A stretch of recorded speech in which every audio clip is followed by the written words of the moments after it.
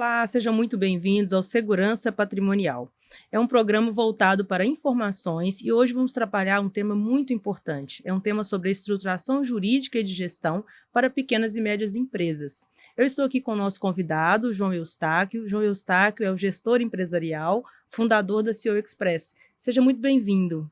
Obrigado, Renata. Mais uma vez aqui, né? É um prazer estar com você aqui nessa troca e tentando cada vez mais levar informação para as pessoas que nos assistem e para aquelas que vão ter oportunidade de acessar esse conteúdo. Verdade, muito importante, né? Principalmente para o modelo de empresas, pequenas e médias empresas. Mas antes de começarmos, eu gostaria que você falasse um pouco do que é o CEO Express, como iniciou esse trabalho, né? Porque o seu foco é exatamente nesse sentido, não é isso? Exatamente. Na verdade, assim, desde a última vez que a gente trocou aqui, né, as coisas evoluíram um pouco mais no sentido de negócios. A CEO Express surge justamente com o intuito de dar uma direção e uma visão mais estratégica para negócios de forma geral, né?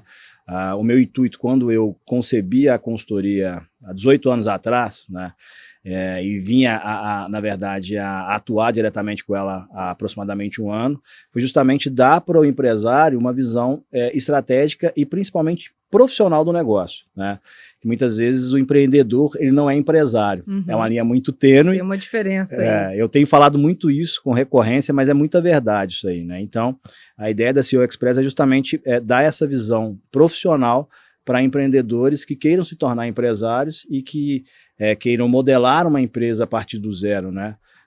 Constituindo um plano de negócios bem estruturado, mas também aqueles que já são empresários, que já têm o seu negócio, que queiram reestruturar, né? Ou reorganizar, ou até mesmo, dependendo da situação, fazer um turnaround das empresas a partir de várias estratégias que a gente pode utilizar, incluindo a questão de planejamento tributário e jurídica, que aí você domina muito bem, né? Isso é uma parte importante, né, João? E por vezes esquecida, né? Exatamente. Por vezes esquecida. Bom, o que ocorre, João? Em torno aí, de acordo com dados estatísticos, 50% das pequenas e médias empresas que iniciam um trabalho, elas fecham em menos de 5 anos. E esse índice aumenta quando falamos de empresas familiares, né? Na sua experiência, no seu modelo de trabalho, o que você atribui isso? Esse lamentável, né? Esse número lamentável, triste, né? porque ninguém monta uma empresa com o objetivo de encerrar a atividade, principalmente em tão pouco tempo. E quando a pessoa fecha uma empresa, mas fecha uma empresa sólida, com todos os seus débitos quitados, né? Encerra um ciclo de forma regular, tudo bem, isso ainda é bom. Mas o que por vezes não acontece, né? Muitas vezes uma pessoa, ela inicia ali um projeto, um investimento, um sonho, e no meio do caminho começa a se perder. E essa empresa que fecha aí com menos de 5 anos, ela nem sempre fecha de forma consolidada, com todas as suas dívidas quitadas. Ela às vezes atribui isso, inclusive, até o próprio CPF, né, do sócio. Sim. Na sua experiência, o que você atribui essa situação específica para um número tão alarmante, numa situação como essa? Eu acho que é justamente o que a gente começou a falar aqui, né? A falta de profissionalismo em empreender, né? O fato de você... o brasileiro ele tem uma veia muito empreendedora, né? O brasileiro ele é nato. A gente nascer querendo vender coxinha, picolé, né? Eu mesmo fui um desses. Com 13 anos comecei entregando flor, mas já estava vendendo picolé na rua também e pedindo minha mãe poder fazer coxinha para poder vender, e isso é empreender de alguma forma. Só que quando você começa a jogar o jogo mais sério, né, em que você tem uma estrutura com personalidade jurídica, leia-se um CNPJ, você passa a ter N obrigações, né, tanto do ponto de vista fiscal quanto jurídico, que são inerentes ao negócio, e cada negócio tem as suas particularidades que precisam ser muito bem vistas, né? Mas mais do que isso, você precisa dominar o quesito gestão, né? E o gestão não é o gestão só de pessoas ou só da área de comunicação, é gestão do negócio em si, que envolve finanças, envolve uma análise melhor direcionada para o negócio em si em termos de margens, saber como comprar, saber como precificar. Então, tudo isso gira em torno do quesito de profissionalização que eu costumo falar muito dentro das consultorias, né? Uhum. Que Isso muda acabo muito aplicando. a visão, que eu sempre comento com as pessoas, você tocou num ponto importante sobre o brasileiro, de um modo geral, ele gosta de empreender, né? Ele é sempre, Sim. por vezes ele tem uma profissão regular, inclusive é seletista, mas ele busca Acaba uma fazendo segunda o plano renda, B, né? e empreendimento. Mas tem uma diferença muito grande entre ser empreendedor e ser um aventureiro. Sim. Né? Então, nós encontramos muito pessoas aí no mercado que acham que montar um negócio basta você ter o produto ou basta você ter o serviço. Sim. Ah, eu sou um excelente prestador de serviço em determinado segmento, eu posso constituir um negócio, eu posso abrir uma empresa. Uhum. E o serviço ou produto que você vai oferecer, ele é apenas um ponto específico do seu trabalho. Sim. Mas existe todo um conceito por trás, né? E o que eu percebo muito em pequenas empresas, eu não vou falar pequenas, extremamente pequenas, não, vamos falar em empresas de médio e grande porte também, decisões concentradas, né, João? Então, você percebe isso também ao conversar muito com os empresários, ele tem a decisão é concentrada e muitas vezes não tem aquela possibilidade de ouvir. Né? Ele só escuta um gestor ou só escuta um advogado depois que o problema chegou. Exatamente. E isso é um grande problema. Você já viveu alguma experiência nesse sentido, João? Várias e eu não acho ruim não, porque é aí que eu acabo ganhando dinheiro, né? Eu brinco muito, advogado, ele trabalha nessa linha. Eu gosto muito da advocacia preventiva, né? Sim. Ou seja, buscar um caminho para que você não tenha um problema no futuro. Fica bem mais barato. Bem mais barato e muito mais seguro, né? Exatamente. Só que eu ainda brinco com os meus clientes, olha, se você não gosta de advocacia preventiva, para mim também é muito bom, porque o contencioso é mais caro. É isso aí. Então, e a consultoria empresarial é a mesma coisa. Se for uma estrutura séria em que você acaba se inserindo dentro do contexto do cliente, que é o meu caso, né? E eu acho que assim, essa fala sua, ela tem algumas respostas bem direcionadas, né? Porque quando você fala que o brasileiro ele busca empreender, e eu que venho do mercado de franchise, atuei mais de 18 anos nesse segmento, eu atendi muitos chamados investidores, que no final do dia são empreendedores, que por sua vez se tornariam empresários a partir do momento que se tornam franqueados, que muitas vezes eram muito aventureiros. É aquela pessoa que recebeu um acerto de 1, 2 ou menos de R$1 milhão e que quer empreender, mas foi seletista a vida inteira. Ele não se preparou para ser um empreendedor ou um empresário, ele simplesmente era um funcionário. E esse paradigma é muito difícil de quebrar. E aí eu tenho uma mentoria que eu aplico nessas pessoas, e muitas vezes eu indico para a pessoa não seguir a vida empreendendo, não. Pega o seu dinheiro, deixa ele guardar. Faz uma aplicação sólida, algo mais seguro, né? A gente até comentou sobre isso no último podcast. De risco, né? Você empreender é um risco. É altíssimo risco. É um risco. É altíssimo risco. É uma possibilidade de ganho expressivo, sim. Se o negócio dá certo, é maravilhoso. Mas tem um tempo de maturação, tem todo um processo para acontecer. E aí, na hora que eu vejo situações, como você também disse, né, dessa falta de preparo, e a pessoa achar que ela tem um produto ou tem um serviço e simplesmente vai fazendo as coisas acontecerem, com a competitividade que a gente tem hoje no mercado, é quase que impossível conseguir fazer com que o negócio realmente perdure mais, não é nem 5 anos, não. Eu acho que essas pesquisas do Sebrae, elas precisam ser um pouco mais atualizadas aí, porque eu tô falando de coisas... Menor, né? Eu já vi negócio quebrando com 6 meses, um ano. É surreal pensar nisso, mas é fato, assim. E tem negócio que você olha na rua e fala assim, putz, isso aqui não vai dar certo. E é batata. 6 meses depois fechou. Eu vou entrar num ponto, nós até conversamos um pouco antes aqui do programa começar, sobre um ponto específico. Vamos lá falar sobre salão de beleza, né? Isso muitas vezes é comum. Você encontra um profissional, ele é um excelente maquiador ou um excelente cabeleireiro, tem um nível muito grande, um volume muito grande de cliente, e ele fala, vou montar o meu negócio. Eu falo, opa. Aí é que o problema começa. Por quê? Porque você é excelente naquilo que você se propõe a fazer. Ou seja, você é um visagista, você é um colorista, você é um artista, né? Que acaba sendo um artista. É um expert em corte, ou um designer de unhas, enfim, né? Um maquiador, mas você não entende de contabilidade, de administração, de locação, de compra e venda de produto, de funcionário, ou seja... E aí você deixa, muitas vezes, de concentrar a sua força naquilo que você é muito bom. Isso aí. E divide o seu tempo com uma gestão que você não tem a menor capacidade. Então, o que você faz? Você deixa de trazer o dinheiro para dentro da sua atividade, porque o que traz o recurso para a sua atividade é exatamente a sua prestação de serviço. Só que você não tem tempo para prestar o serviço, porque você agora está administrando aquilo que você não consegue mais a entrada por falta de tempo. Não sei se ficou confuso, muito mas claro, conseguiu entender. Não está nada confuso e tem muito a ver, coincidentemente, a gente não combinou isso mas postei hoje, foi hoje ou foi ontem, não sei, eu estou lendo um livro, Arrume Sua Cama, Arrume a Cama e tal, e tá no meu Instagram lá, em que eu coloco justamente sobre isso, né, o fato de que você precisa de ajuda. A gente não consegue construir nada sozinho. A gente precisa entender que nós não somos onipresentes ou onipotentes como Deus né? A gente está longe de ser. Então, enfim, e se você não contar com a ajuda de profissionais ou com estruturas que vão te orientar nesse sentido, mais cedo ou mais tarde você vai ter que acionar. A gente acabou de falar isso agora, né? Ou vai no preventivo ou vai no corretivo. Coincidentemente, eu tenho, né? A gente até começou a falar um pouquinho sobre de um casal de amigos que hoje a gente está montando um plano de negócios para eles de um instituto, um salão de beleza. E o que eu achei legal neles foi a atitude de ter procurado antes. Então a gente está fazendo todo um planejamento antes. Isso já é uma visão empreendedora. Eu achei isso bem legal. Diferente do aventureiro. Isso aí. Entende? Eu tenho um recurso, quero investir em um segmento, tenho conhecimento sobre o segmento, porque é muito importante você ter um conhecimento sobre o seu produto final. É isso né? Aí. E aí, quando você não tem um conhecimento, você tem que buscar por meio de franquias, por exemplo. Né? A franquia ela vai te orientar, vai te treinar para isso, mas é um modelo que a pessoa já tem uma visão do que é um negócio. É diferente de você começar. Ela já entendeu que o jogo precisa ser julgado de forma profissional. Essa que é a verdade. E assim. Pode dar certo de outra forma? Pode, mas nós estamos trabalhando aqui com estatística, né? E ninguém gosta de perder dinheiro.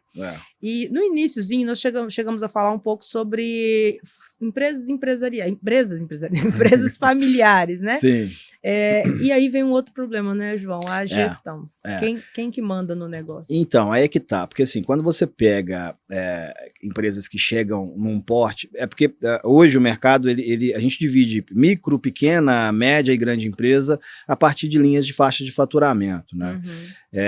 Vamos pegar ali a empresa que ela é pequena ainda, com um faturamento que pode chegar ali até seus R$500 mil mês, ela ainda é considerada uma empresa pequena, né? Em detrimento de outras com faturamentos maiores. Mas só para poder fazer essa linha do tempo aqui, essa linha de corte, se a gente pega uma empresa que o empreendedor, né, o empresário, o dono, ele toca aquele negócio faturando 100, 200, até R$500 mil por mês, ele ainda consegue ter aquilo sob controle. Normalmente ele tem um braço direito, que muitas vezes não tem formação ou capacitação para poder tocar o administrativo financeiro da empresa, conta com um contador que também não entende muito bem das coisas, o chamado... Cada segmento tem as suas especificidades. As suas nuances, né? Não tem jeito, então assim, é o contador do amigo, que é o tio não sei de quem, que acaba emitindo somente guia para ele, e aí ele se surpreende com o fato de que o faturamento dele aumentou.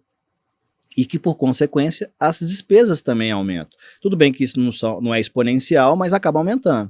Só que tem uma questão no nosso país que são as escolhas de como seguir dentro do seu planejamento tributário, né?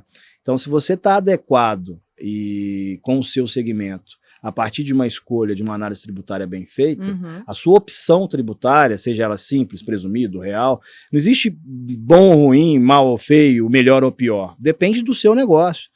Né? E mesmo essas empresas consideradas de pequeno porte, elas sim podem ser do lucro presumido e sim podem ser do lucro real.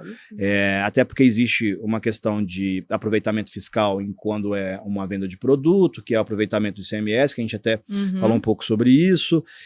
Tem também o quesito de vários incentivos fiscais hoje que se tem e que eles são inerentes a somente empresas que estão em regimes tributários né? De débitos e créditos, né? Porque aí se você tem uma análise um pouco mais estruturada do fisco sobre isso, mas fato é que essa pessoa, na hora que ela enxerga que ela entrou num limbo e começou a faturar mais e ganhar menos, tô faturando R$1 milhão agora e tô ganhando menos do que quando eu faturava 500, é verdade, porque acaba acontecendo isso mesmo. Eu gosto de usar muito uma frase que eu falo assim, existe uma diferença muito grande entre você crescer e você inchar. Tem empresas, tem empresas que elas não estão crescendo, elas estão inchando. ela aumenta o faturamento, ela aumenta o volume de profissionais, ela aumenta o volume de compra, mas ela não consegue obter lucro. Por quê? Porque a despesa dela foi maior do que o crescimento. O crescimento da despesa é maior do que o crescimento Falta da de receita. planejamento. Isso, eu falo, tudo que incha em um momento explode. Não Verdade. tem jeito. Tudo que incha em um momento Adorei a explode. analogia. Então, o ideal é o quê? Você perceber se a sua empresa ela tem um crescimento e se esse crescimento é um crescimento sustentável e se, em que momento você precisa recuar. Porque, por vezes, é melhor você faturar menos e ter um lucro maior do que você faturar muito, a não ser aquele que quer ostentar, né? Eu quero o ego e etc. Mas é outra visão que não é visão uma do hora empresário. ele explode também. Né? Tudo que incha em um momento explode. Isso aí não existe dúvida nenhuma nesse sentido. E quando você entrou um pouco nessa parte de enquadramento tributário, eu vejo que as pessoas têm muita dúvida, né? Só para esclarecer um pouco, nós temos modelos, né, de enquadramento tributário, que é o Simples Nacional, o lucro presumido e o lucro real. Exatamente. Como regra, as pessoas acreditam que sob empresa de pequeno porte, Simples Nacional. Isso aí. E associam Simples Nacional a menor carga tributária. Isso aí. Isso é um erro gigantesco. Gravíssimo. E isso eu coloco muito nessa condição do contador, porque o contador é a relação mais próxima que a pessoa tem. É o especialista que, teoricamente, seria a pessoa a orientar nesse sentido. No momento em que ela vai constituir uma empresa, ela precisa da orientação de um contador. Não é sempre que ela contrata um gestor, como aconteceu com você recentemente, nem sempre é o advogado, porque o advogado chega quando o problema chega, né? Então, o problema chega, depois o advogado chega. Para tampar o buraco do estouro. Exatamente. E o contador, ele, por ser muitas vezes o generalista, ele não se especializa em determinados segmentos, ele busca, olha, qual que é o seu faturamento? Meu faturamento é isso aí, 300, 400, 200 mil, enfim, então você é Simples Nacional. É isso aí. Né? E não analisou o modelo, se realmente a redução da carga tributária é por meio do Simples Nacional. O Simples é uma forma simplificada de recolher o tributo, mas não significa que é a menor carga tributária. Na verdade, todos eles estão ali dentro, né? O Simples na verdade, o Simples na essência é o quê? É a unificação em uma guia. Em uma guia. Para poder recolher os impostos, né? O DAS, que são todos inerentes a qualquer atividade empresarial. Exatamente. Ponto. E tem um negócio também que eu acho que é importante a gente direcionar, que é o fato de que as pessoas têm muito a ligação do Simples Nacional com o pagar menos em INSS para funcionário, né? Não, porque o meu contador, enfim, não vamos também ficar massacrando o contador aqui, porque não é o caso. Porque... eu falo, porque o contador, ele é o profissional que é o primeiro. A linha de frente ali. Tanto é que os meus principais parceiros hoje de consultoria, de indicação de clientes, são contadores. Sim. Meu trabalho também. Não existe um tributarista sem um contador. É isso aí. Que te apoia ali em algumas análises e algumas decisões. E esses meus parceiros são muito estratégicos, porque eles enxergam o quê? Eu conheço de contabilidade, eu conheço de tributo, conheço de fiscal, eu não conheço necessariamente de gestão. Tendo um gestor especialista comigo, a gente vai conseguir galgar muito mais coisas. E que de fato acontece, né? Que é o que eu faço hoje com esses contadores e com os meus parceiros de negócio. Mas o ponto aqui é essa falsa ilusão de estrutura tributária a partir de uma emissão de uma guia do Simples. Primeiro que ela está fadada a acabar por causa da reforma tributária, né? Tudo bem que isso vai acontecer a médio e longo prazo, mas ainda assim, hoje a gente precisa estar muito bem amparado em relação a entender bem as finanças, a entender como é que é o fluxo de caixa da sua empresa, a entender quais são as margens do seu negócio e, mais do que isso, quais são as formas legais e bem estruturadas que o governo te dá, que o fisco te propicia para que você tenha benefícios e que, por sua vez, te geram maior rentabilidade. Você tem um exemplo de contextos em que eu consigo aplicar benefício fiscal, chamado RET ou TTS, para clientes meus, que ele sai de uma carga tributária de venda, é um comércio considerado eletrônico, né? E hoje o comércio eletrônico, ele desde uma venda para o WhatsApp até um e-commerce, de fato, ele é considerado um comércio eletrônico. E que existe um benefício no governo do estado de Minas hoje, que se você tiver um RET de e-commerce, por exemplo, que são vários RETs e TTS, aí a gente tem que fazer um podcast só disso, mas enfim. O assunto é extenso. E é bem legal, mas que você sai de uma carga tributária de 18% de ICMS na venda para 1,4%, ou dependendo do segmento, zerando para fora, venda fora do estado, e para uma carga de 6,4% a 6,8% para vendas dentro do estado. Isso fala de ICMS. De ICMS. Só nessa brincadeira, você está economizando, em média, 10, 12%, considerando a soma dos dois ali. Então, assim, é algo muito, muito, muito atrativo, mas que se você não tiver o conhecimento e não tiver o direcionamento certo para poder fazer, isso não vai acontecer. E é bom que as pessoas aproveitem isso rápido, né? Porque o objetivo da reforma tributária é acabar com a guerra fiscal. Porque um estado cobra 18, outro 12, vai 16, e é justamente para unificar isso. Esse é um né? ponto que realmente eu acho que a reforma vem para equalizar. Assim, equalizar e, ao mesmo tempo, equilibrar. Né? A guerra fiscal chegou num ponto em que realmente ficou muito complicado para uma empresa ela se estabilizar dentro de um estado que não oferece para ela as mesmas condições. Minas Gerais, durante muito tempo, foi isso. Perdeu muita empresa por conta disso. Exatamente. Uma carga de 18 em relação aos outros que estavam cobrando 12, que iniciou 8. esses trabalhos aí, né? O Zema, ele é empreendedor, sim, né?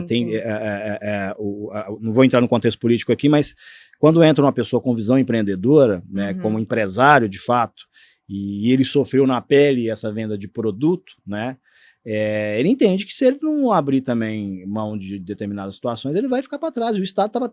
É porque assim, eu não posso reduzir a minha alíquota do ICMS, porque depende de um projeto de lei, tem que ser votado, aí é uma disputa política. Mas você tem liberdade para criar benefícios e incentivos. Exatamente. Né? Então ele acaba usando do mecanismo que ele possui politicamente para poder fazer e que todos os estados fazem. Né? Na verdade, o mundo faz isso. Fato é que se a reforma tributária ela for aplicada na sua essência, e a gente vem ali vendo muitas mudanças e modificações, mas enfim, vão haver formas também de você incentivar. Hoje você tem Extrema, por exemplo, que o incentivo municipal é doação de terreno, isenção de IPTU e a menor carga tributária no recolhimento trabalhista. Então, assim, você tem formas de onerar menos o empresário. Isso, o Estado e o município, ele precisa analisar e se encontrar. Como que eu vou contribuir, como que eu vou favorecer, né, para que um negócio possa prosperar dentro do município ou dentro do Estado e eu possa ter um rendimento ali, né? Existe uma arrecadação tributária porque é necessário, né, para o Estado, isso não tem como. Mas vamos aguardar, né, o que pretendem aí os estados, enfim. Mas voltando um pouquinho aqui no nosso assunto, na sua opinião, assim, na sua opinião não, porque já não é mais só uma opinião, é uma experiência mesmo, né? Os primeiros passos que uma pessoa precisa para reestruturar ou iniciar, né, um projeto, um negócio de empresa de pequeno e médio porte. Vamos falar um pouco sobre fluxo de caixa. Eu entendo que é um dos primeiros passos ali, né? Fluxo de caixa, o que você entende como uma forma correta de se adaptar, de trabalhar e de enxergar isso? Porque tem pessoas que misturam o dinheiro físico da pessoa jurídica, como que faz essa separação, enfim, qual que é a sua orientação, João? Então, na verdade tem pessoas não, 99,9% do micro e pequeno empresário faz tudo junto ali, enfim. E o legal é que, assim, enxergando isso, eu criei, além da CEO Express, eu criei a Wise BPO Gestão Inteligente também, né? Por quê?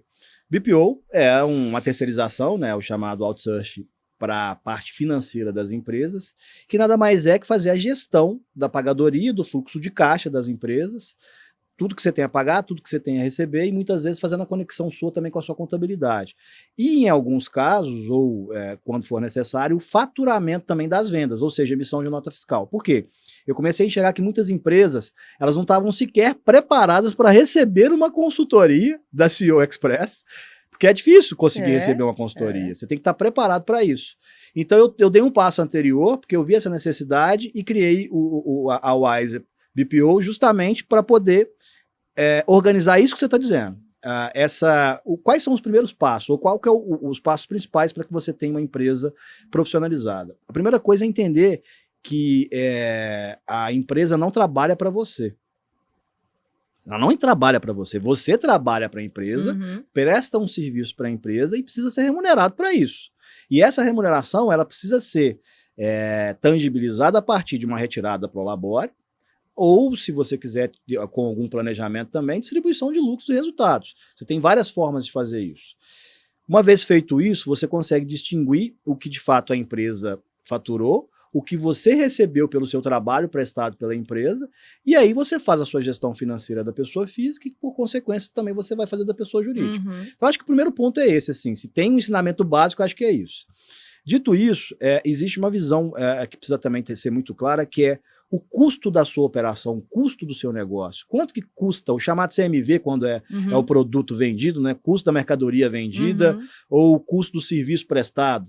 Esse cálculo precisa ser muito bem feito, porque quando você vai analisar na ponta ali o quanto que de fato uma empresa fatura, a gente acabou de falar que ela pode faturar 1 milhão, mas ela está gastando 1 milhão e 100.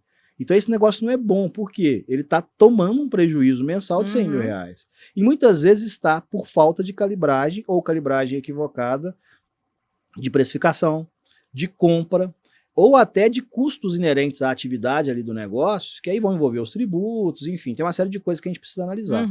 Então, em resumo, acho que a gente precisa ter muita clareza de que o fluxo de caixa ele precisa estar muito bem equilibrado, né? Saber o que entra e o que sai.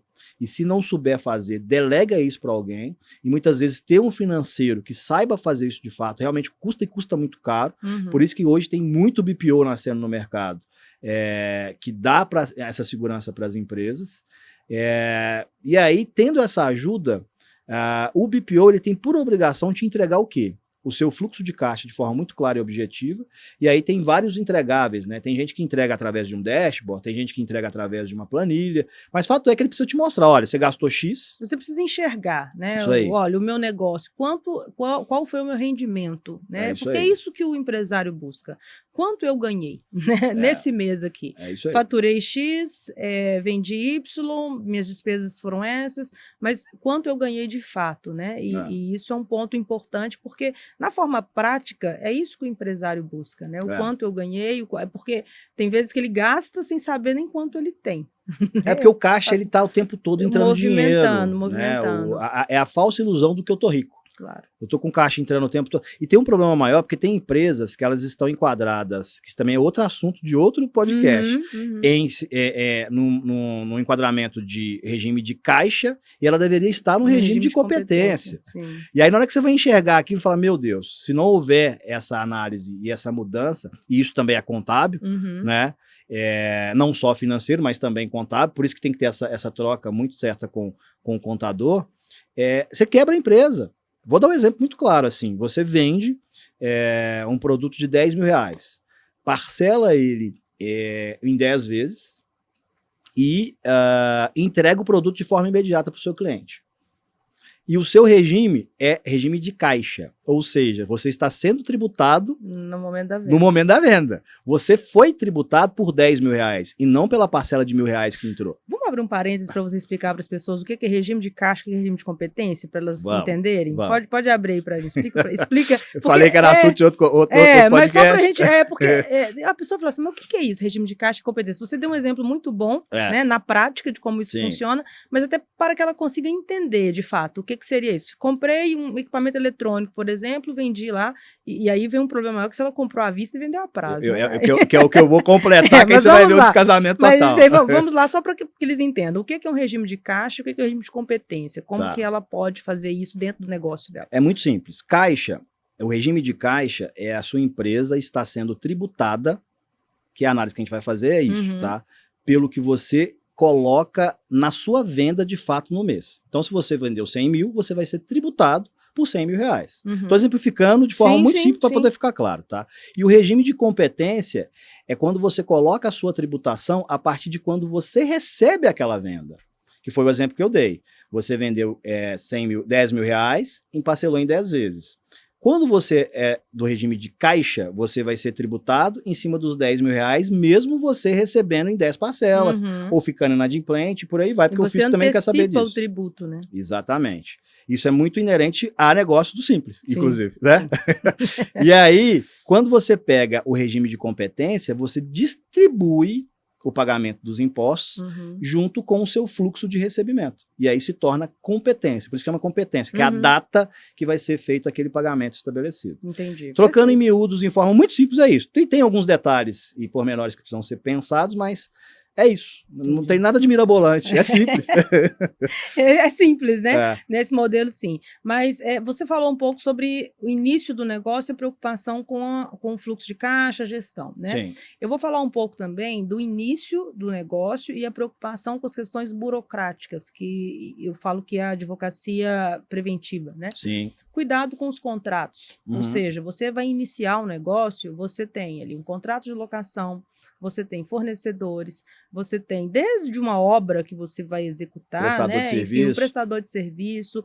Então, ou seja, análise minuciosa desses contratos. O contrato, ele é a chave do negócio, né? Ali é que estão pontos É o específicos que te dá segurança, que né? pode te surpreender no futuro, É. né? Então, eu falo que isso é de grande importância, entender o contrato que você está firmando, se ele abarca para os dois lados, porque o contrato não é unilateral, o contrato ele tem que garantir os dois lados, né? Sim. Então, o contrato ele tem que ser um contrato equilibrado que proporcione segurança tanto para quem vende ou para quem compra ou um prestador de serviço, enfim. Então, o que seria a análise jurídica num primeiro momento, né, num passo? Isso nós estamos falando de uma empresa que está reestruturando, porque tem gente que fala assim, não, eu já montei minha empresa há muito tempo, eu não preciso disso, mas a empresa passa por uma constante mudança, né? Então, se você está reestruturando o negócio...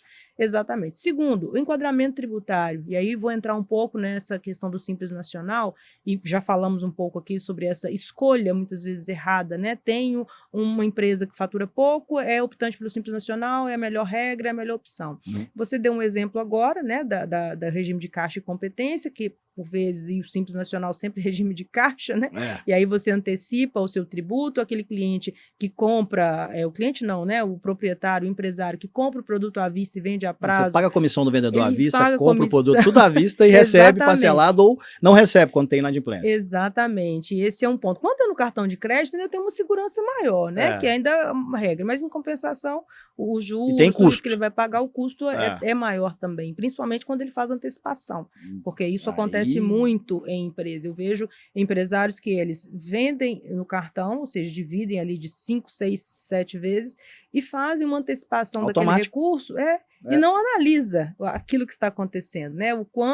Por vezes ele toma até prejuízo, dependendo da comissão que ele vai pagar, o valor que ele pagou, a margem de lucro dele, ele tem prejuízo, na ponta do lápis ele tem prejuízo. Então, a busca por um enquadramento, o enquadramento é constante, porque o seu negócio também muda. Então, olha, eu sou optante do Simples Nacional esse ano, não significa que no ano que vem é o melhor modelo, porque você pode mudar. Você pode mudar tanto no faturamento, você pode mudar no sistema de produtos que você oferece, de repente você tinha uma quantidade de produto X e agora você mudou, tem um mix diferente, e aquele mix diferenciado, o ideal seria para o lucro presumido ou lucro real. Depende da sua estratégia, né? Depende da estratégia de como você vai desenvolver. Então, dentro das questões jurídicas, o que eu posso orientar sempre faça análise minuciosa dos contratos, porque isso é um ponto-chave. Entenda bem o regime que você vai adotar para o seu negócio. O risco trabalhista, esse é um outro ponto importantíssimo também, né? Nós temos aí um modelo, uma prática muito comum da pejotização. O que é a pejotização? Vou contratar um profissional e quero que ele venha trabalhar como PJ, não como pessoa física. Não quero assinar carteira, ele é MEI.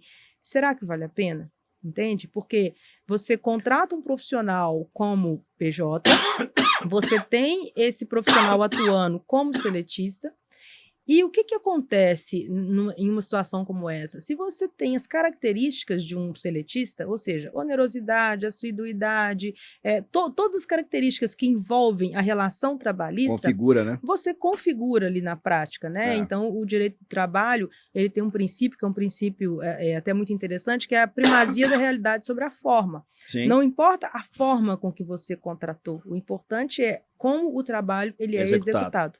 Então, se ele é executado no modelo seletista, você está trazendo um problema muito sério para a sua empresa, porque você está pagando no modelo de PJ e no futuro você pode ser responsabilizado aí por um encargo trabalhista que você não acreditava que poderia existir. Então, entender as relações contratuais, se aquele modelo de negócio que vai ser trabalhado por esse profissional pode ser por meio de um PJ, se não tem característica, né, de pessoa física, trabalhando ali no contexto geral de PJ, no modelo disfarçado, infelizmente isso acontece e a gente precisa orientar. E eu sempre passo para o cliente, olha, o risco é sempre seu. A função do profissional, tanto do gestor como do advogado, é orientar qual é o risco. E eu falo, os meus clientes nunca podem reclamar assim, eu não sabia disso. Sabia.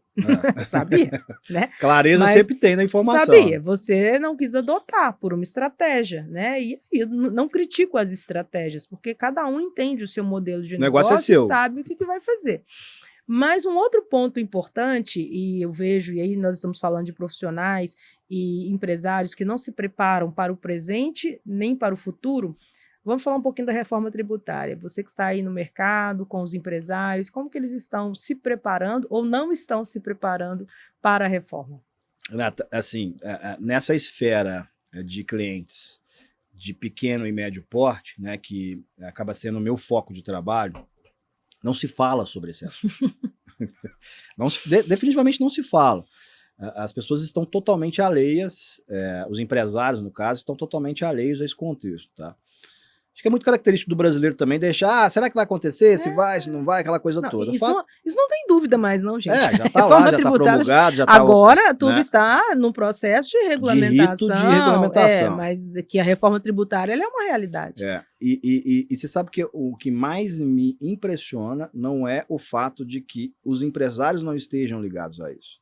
São os profissionais que assessoram, que deveriam estar pensando nesse processo, não estarem se preparando para isso. Não estou generalizando, óbvio que não, eu conheço e sou parceiro de vários contadores e escritórios de advocacia, assim como você, que estão muito bem preparados já, até porque a gente sabe que a coisa vai vir mesmo e vai acontecer. E fato é que a gente precisa tá pronto para poder apoiar na hora que houver os estouros, assim. Eu tenho me preparado muito, apesar de não ser minha área de formação e de atuação, a parte fiscal, tributária, eu acabo orientando e direcionando os meus clientes mais do que nunca nesse sentido, porque o nome já fala, né? CEO Express. A minha visão é ampla do negócio. Se eu não tiver uma visão estratégica e ampla do negócio, e se eu não souber e não tiver conhecimento de todas as esferas do que compõem o negócio, fica muito difícil eu conseguir direcionar um empresário a caminhar.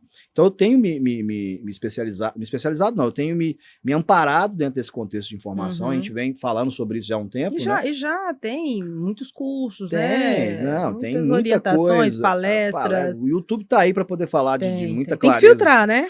Tem, mas enfim. Tem informações e informações, mas sempre um profissional renomado, fontes importantes. Acho que isso é importante. Acho que você mesmo gosta sempre de trazer insights aqui no podcast também e tal. Então, assim, eu entendo que o empresário precisa começar a tomar cuidado com esse contexto. Ele não precisa se tornar um especialista, mas precisa começar a buscar se quem está assessorando ele está preparado para isso, porque vai ser uma virada de chave, ela não vai ser abrupta, né? A gente vai ter aí 10 anos praticamente de adaptação, mas essas adaptações elas vão gerar...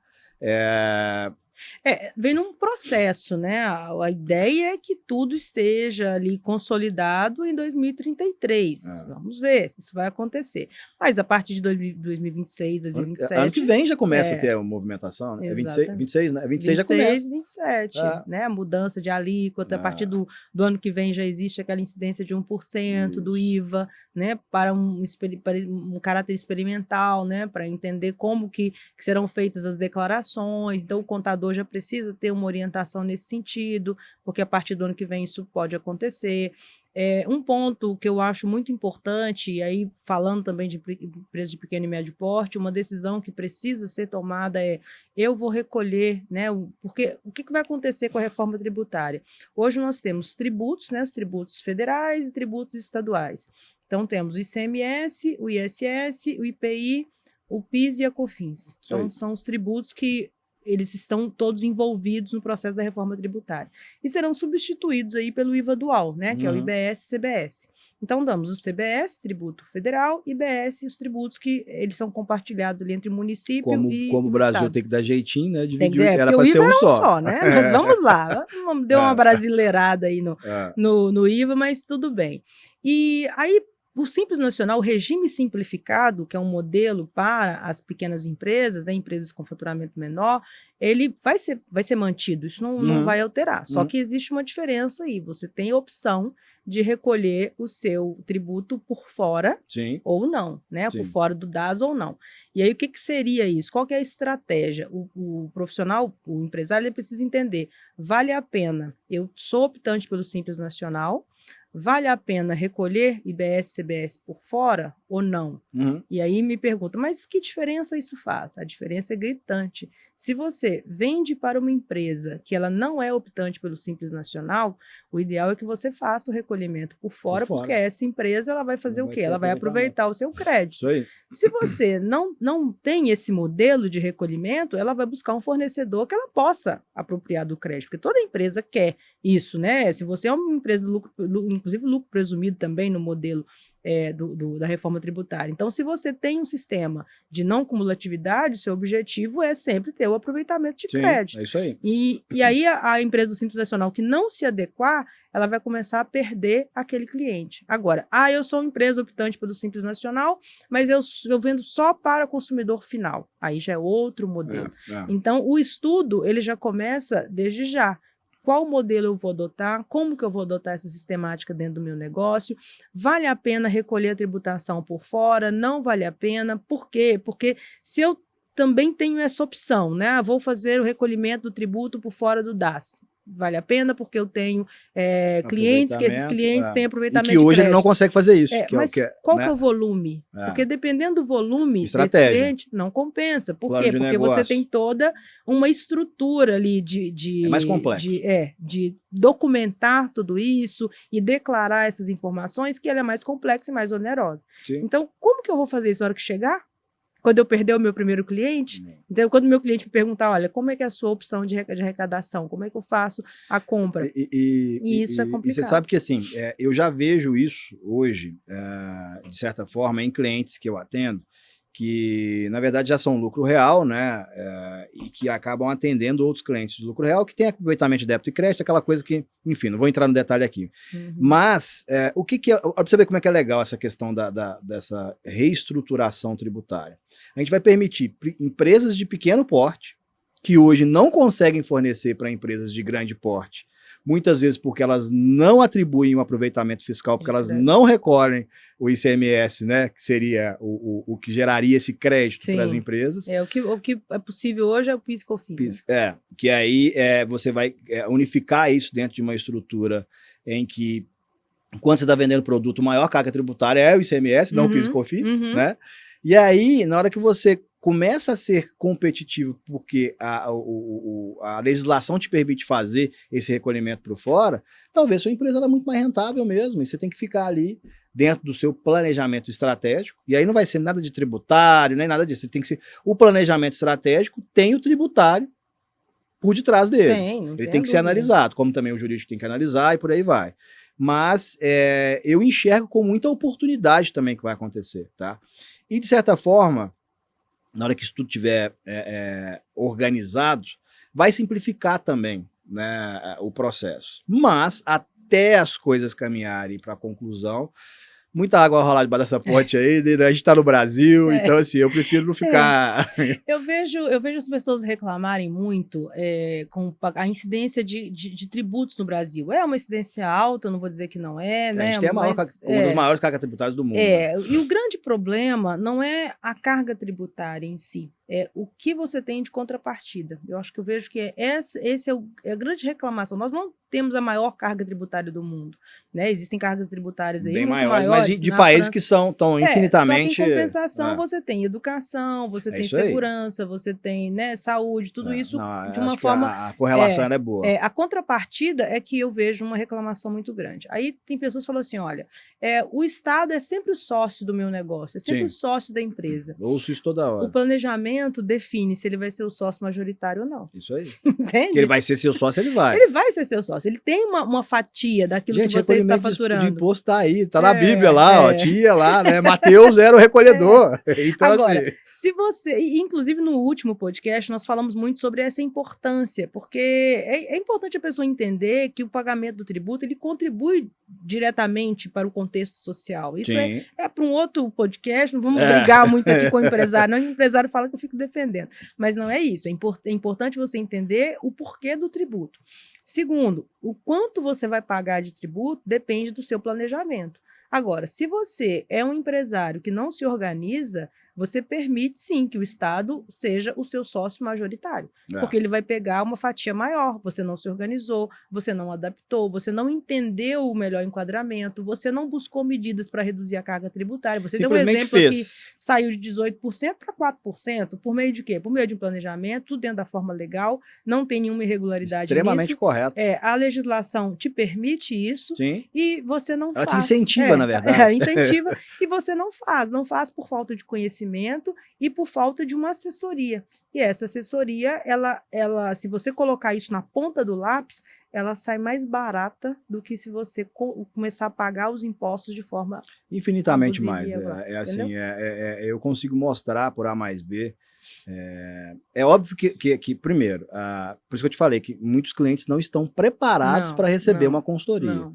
Por isso que eu criei a Wise BPO para justamente, e eu chamei até de gestão inteligente, para poder preparar, para depois falar assim, tá bom, agora vamos para um próximo estágio, que é te colocar num nível diferente do que você está, mas se eu não souber minimamente como é que estão os seus indicadores, seus números, as suas informações, é impossível da gente conseguir dar qualquer tipo de direcionamento. É impossível, não dá. Eu tenho clientes que não conheciam o modelo de assessoria jurídica continuada. Olha aí. Eu falei, mas o que é uma assessoria jurídica continuada? Eu falei, assessoria jurídica continuada é aquele profissional que te acompanha nas suas decisões, por meio de uma estratégia jurídica. Eu não estou ali para definir um modelo de negócio. O modelo de negócio é com o gestor. Não vou entrar nesse mundo, porque não é minha área. Mas o gestor, ele tem que preocupar com exatamente. a assessoria agora, jurídica. Eu vou assinar um contrato, eu vou olhar um enquadramento, eu estou pagando corretamente essa guia. O contrato social das empresas, você falou, eu queria ter trazido isso aqui, é até bom que você voltou.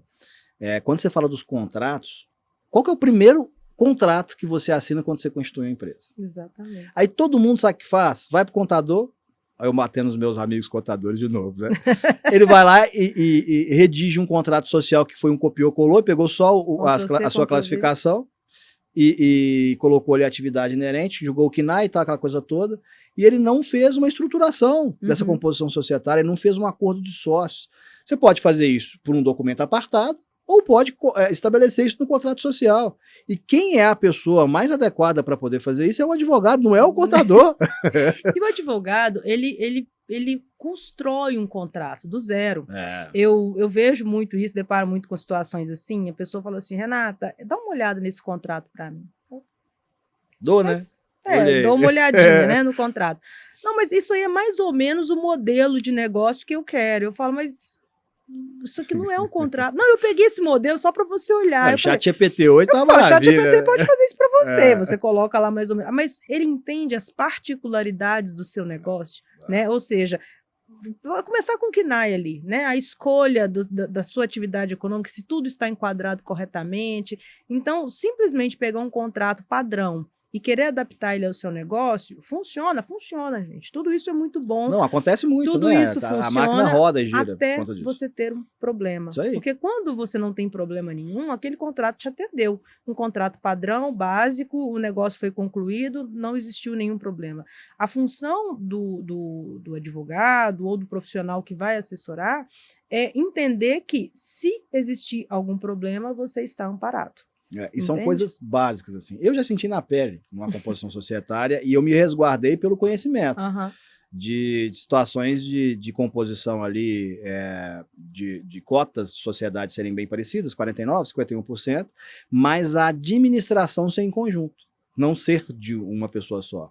E me resguardei porque eu vi que era um negócio mais frágil e foi isso que me salvou. Porque se eu não tivesse colocado que a administração seria feita conjuntamente, eu estava enrolado. Mas é um detalhe que isso o contador normalmente faz, ele coloca isso de forma direcionada, e tem muitos contadores altamente competentes que eles dão esse direcionamento para você. Você falou a questão de cotas aí, as pessoas têm essa ideia, né? Eu tenho 51% de uma empresa, o outro tem 49%, as decisões são minhas, né? Sou o único, né? Eu conheço um modelo, e aí não dá para falar aqui, conheço não, né? É conhecimento geral aí dos profissionais, que você tem 1% da empresa e você tem o poder de administrar e gerir. Isso acontece muito em holding, né? Quando você estrutura uma holding, principalmente uma holding patrimonial familiar, e nomeia um administrador. Que você pretende exatamente transferir as cotas desta empresa para fazer a distribuição do patrimônio, mas olha, eu quero distribuir, mas eu não quero que o poder, a concentração, né, a tomada de decisão fique com os filhos. Exemplo, constitui uma holding, essa holding está estruturada, todo o meu patrimônio está nessa holding, agora eu vou fazer a distribuição das cotas para os filhos, para evitar ali encargos tributários posteriores, enfim. Só que eu não quero deixar que os meus filhos tenham poder de decisão, ou seja, eu tenho ali, vou passar 49% das 99% das cotas, mas eu tenho aquele 1%, que é aquele 1% que ele tem a capacidade de gestão e tem autonomia. Então, ninguém consegue fazer absolutamente nada se estiver amarrado em contrato, que aquele 1% é o controlador. Então, isso tudo é contrato. Não, e tem grandes conglomerados aí que tem até gestor externo. Exatamente. É delegado sem composição societária. Está num acordo...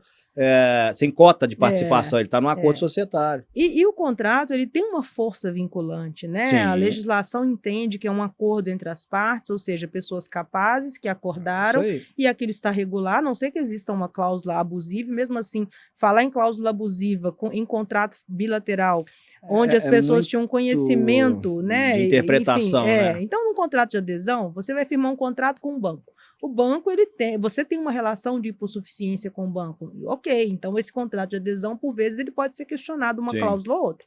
Agora, em um contrato bilateral, onde as partes estão ali de forma equilibrada, firmando um negócio, fica muito difícil você depois questionar. Aí fala, eu não sabia.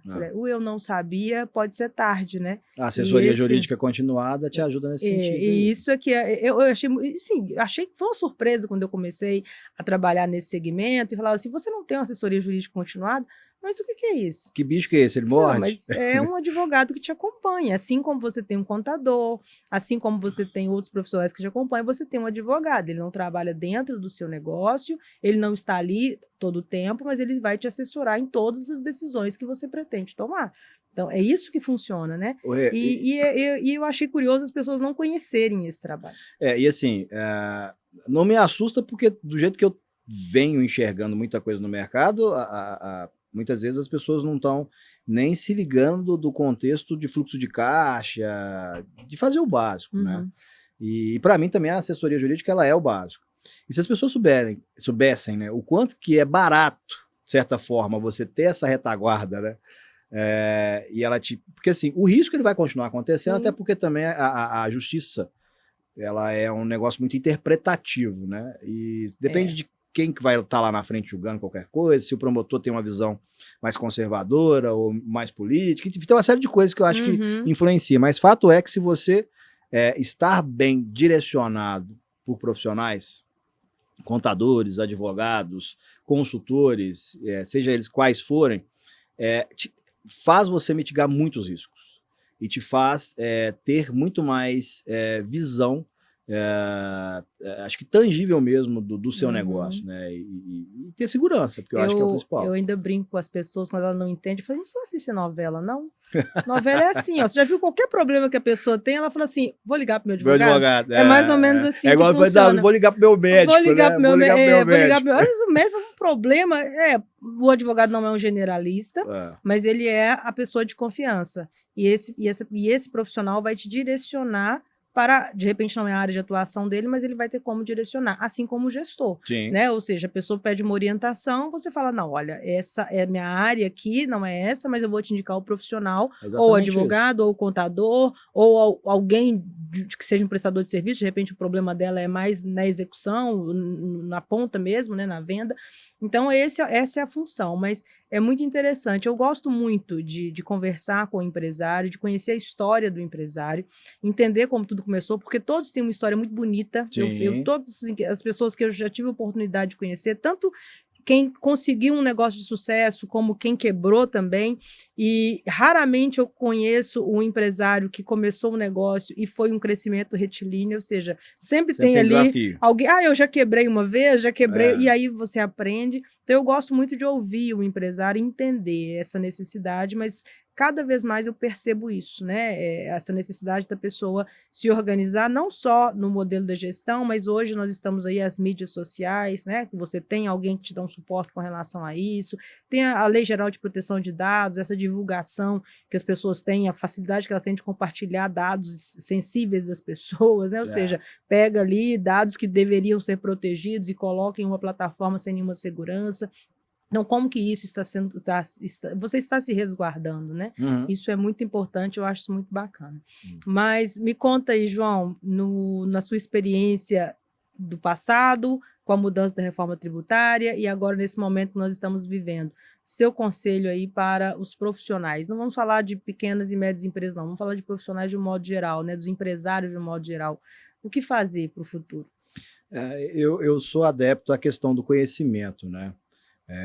Eu acho que as pessoas precisam se especializar, as pessoas precisam buscar conhecimento.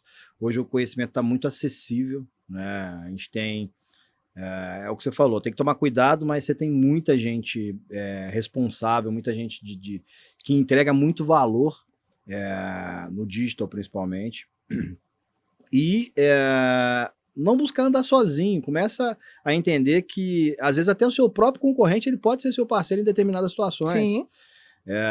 Você aprende com o concorrente. Exatamente, ele vai estar ali no mesmo mercado que você, ele sente, às vezes, as mesmas dores que você. Então, eu acho que é muito importante ter esse alinhamento sobre a informação, sobre o conhecimento. E é legal, assim, disso que você tá me falando, me veio até um outro insight aqui, porque além do contexto da CEO Express e da Wise BPO, eu também atuo na FCJ, Venture Builder, né, que é de inovação, de tecnologia e tal. A gente nunca falou sobre isso nos nossos E eu quero muito, assim, gravar um programa focado, né, num segmento. A gente estava até discutindo, antes de vir para cá, eu estava numa reunião que a gente está justamente furando essa bolha da inovação, porque a FCJ é um mecanismo, é uma empresa, é um grupo hoje multinacional que nasceu aqui em Belo Horizonte, mas que hoje está presente em vários países, inclusive, em vários continentes, com foco em inovação, em expandir estruturas de startups a partir de Venture Builders. Venture Builders se assemelha a um fundo de investimento.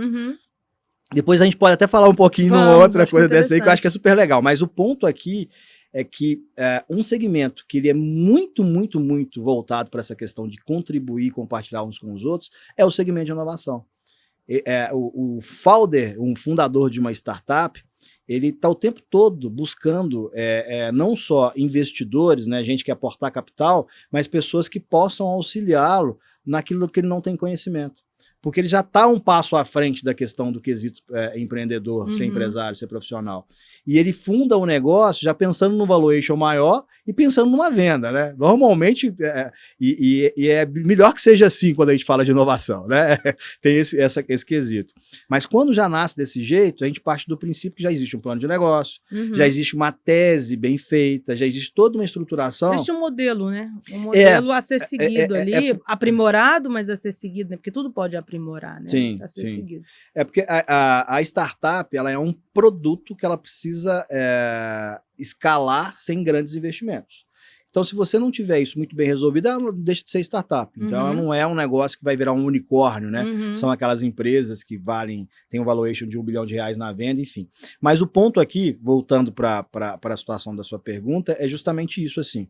Se apoie, busque profissionais que vão te auxiliar, esteja alinhado a entidades ou empresas que podem trazer melhorias para o seu negócio, né? Tenha fornecedores que de fato preocupam com o bem-estar das pessoas, que eu acho que isso também é fundamental, né? Pense nas pessoas que estão ao seu redor, pense nos seus parceiros, pense nos seus funcionários, Sim. Porque são eles que fazem o negócio crescer junto com você. E não existe cliente satisfeito em empresas com talentos infelizes. Não tem. Ouvi essa frase uma vez, gostei muito, porque se você não tem uma equipe que gosta do que faz, você não consegue agradar o seu cliente. Na verdade, ela é o espelho do que você Sim, faz, sim. do que você entrega, É. né? É real isso e, de fato, isso acontece. Então, estruture uma governança na sua empresa, estabeleça cultura, se prepare. E isso não é inerente a grandes corporações. Não. Eu estou falando de... Eu conheço negócios que é o dono mais um funcionário, que tem uma cultura muito bem estabelecida e direcionada, melhor do que muita multinacional. É isso mesmo. Bom, João, estamos chegando aqui ao finalzinho, né? Bom, uma lição que ficou, né? O crescimento, ele exige uma estrutura, a estrutura, ela exige o conhecimento, ela exige um apoio técnico e ela exige uma atitude, né? Eu espero que o programa de hoje tenha te ajudado muito aí com algumas informações, estamos sempre à disposição. João, eu gostaria muito de agradecer a sua presença, como sempre aí contribuindo, né? Para que os empresários, as pessoas tenham aí bastante sucesso no seu negócio, mas que tenham um crescimento sustentável e crescer e não inchar. Não é isso? Gostou disso, né? Legal, isso eu vou usar. Não pode inchar. Muito obrigada, viu? Muito obrigada a todos vocês. Tchau, tchau, gente. Tchau, tchau. Até mais.